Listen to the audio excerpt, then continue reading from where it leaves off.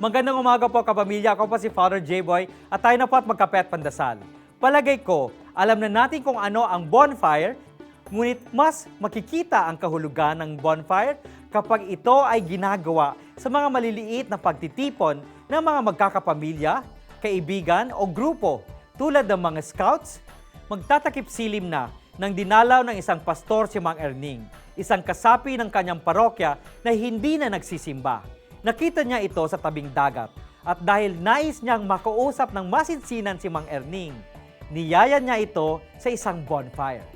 Sa kanilang pag-uusap, binanggit ni Mang Erning ang dahilan kung bakit hindi na siya nagsisimba. Total daw, kahit saan man natatagpuan ang Diyos, hindi na niya kailangan ang buong komunidad upang magdasal. Pagkasabi nito, kumuha ang pastor ng umaalab na kahoy sa bonfire at itinabi ito. Nang naisantabi na, unti-unting nawala ng apoy ang kahoy. Hindi nagtagal, tuluyan na itong namatay. Hindi sapat ang personal na pagdarasal, kaya mas umaalab ang pananampalataya kapag may komunidad na sabay-sabay na sumasamba sa Diyos. Mas lumalalim ang pagmamahal kapag pinagsasaluhan.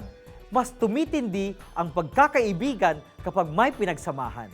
Alalahanin, walang talab kung walang alab. Ipagdasal natin na lalong tumindi ang apoy sa ating puso upang may talab ang ating buhay sa iba. Magandang umaga po.